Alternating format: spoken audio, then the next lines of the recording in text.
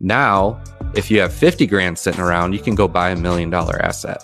There are, stipulations to it. You have to live in one of the units for a year, but you can now go get $1 million asset, $50,000 down, put 3 of the units on Airbnb and start cash flowing. And instead of paying, a couple grand, 3 or 4 grand, whatever, however big your house is for living, you can get paid to live there.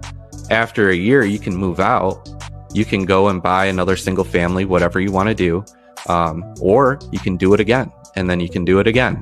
And you can, after, 4 years, you're sitting with 12 units and you're making way more money from that than what you are from a W-2. And it's amazing because not only can you get the first one, but the added savings of not having a housing payment that, is just for you.